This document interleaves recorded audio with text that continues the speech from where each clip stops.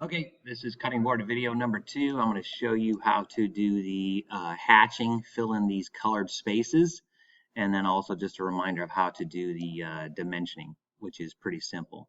So let's see if we can come into here. If you have the center mark with your line tool and the quadrant on, just for review, you should have the snap settings, this pull down menu here, and your object snap. You should have quadrant on, endpoint, midpoint. Let's try those. And reminder that F3 will turn on and off the snap features. Sometimes you want to have them off with a real quick flick of the button. So if I start here and draw the center over just a certain distance just to get a distance, I'm going to then start here and come up. The center mark, I believe, was 1 inch, maybe it's a ½ inch thick.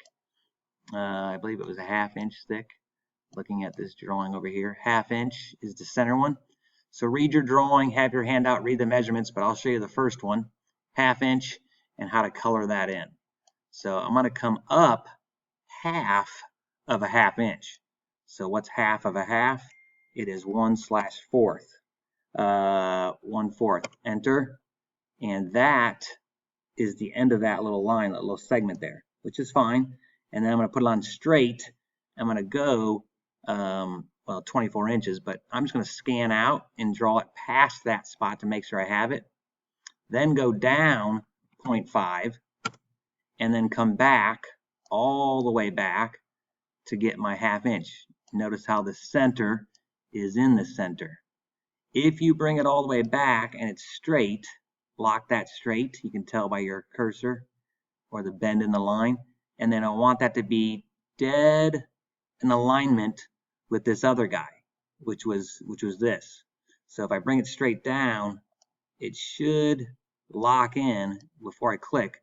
If I have that reference, see how it gives me that little faint line? It means it's in alignment with that. Now I got to move it up so it's straight, perfectly straight. That looks straight. I believe F8 also locks it straight. But click there, then bring it up and snap to that spot, meaning it's connected. Okay, I'm going to hit enter or escape to kick out of that. Now I should be able to fill in some of these sections. So I'm going to get rid of my center line. I don't need him. And I'm going to get this tool right here, which is our hatch tool. Click on that icon. And when this pops up, we're going to choose solid. And if you move your mouse inside of here, it should fill that in. Okay, it's only filling in one section, and I'll tell you why that is, and I'll show you how we fix that. So fill in that one section, click, that's done. Now this other section won't fill in because this circle is a different segment than these lines.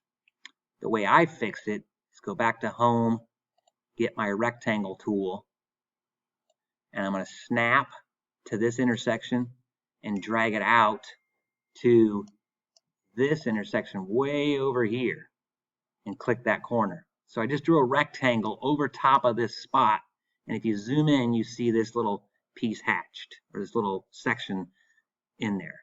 I'm going to go back to my hatch, get my solid, and fill inside of here. I believe I can fill inside of here. Not let me fill inside of here. So I am going to, oh, I know what I can do. What am I going to do? Okay, I figured out what I think is the best, easiest way to get that to be able to fill in. Since this section's not filling in, when I go to hatch and solid, it did fill in. But if yours doesn't, let me show you what I did. Sometimes I go to back to my line tool, have my snaps turned on, and I might click here to the middle. It's slightly off base, but it'll give us that little bit of curve option.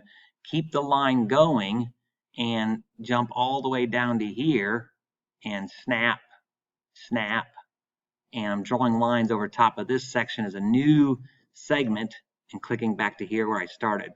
So several little line segments, and then get my solid, and it should fill into that space there.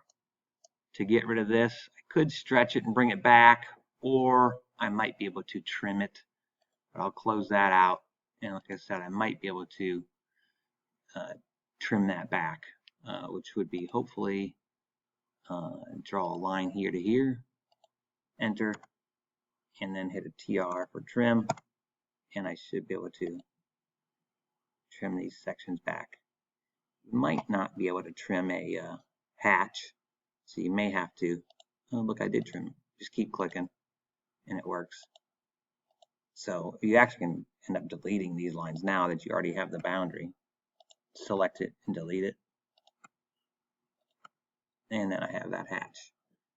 So you would do the same thing for the other ones. If I wanted to start down here, I got to do the math and see where that line is. You could start down here and go up 1 inch, then come over and snap into your spacings. I know it's a little bit of work, a little bit of math, but you can figure that out.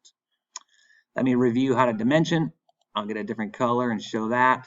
If you get your dimensioning tool, you would snap to this quadrant, snap over here to this line and drag it up, and it should give you a reading of what you want. If I also can choose this diameter and choose this circle and drag him out, and it tells the diameter of that circle or opening. If it asks for a radius, choose your radius option and drag up that arc or this arc or this arc or this arc over here. Radius, click on the arc single time and drag him up, and sometimes it gives you center marks, which is good and helpful. Okay, so see if you can get yours done with all that help.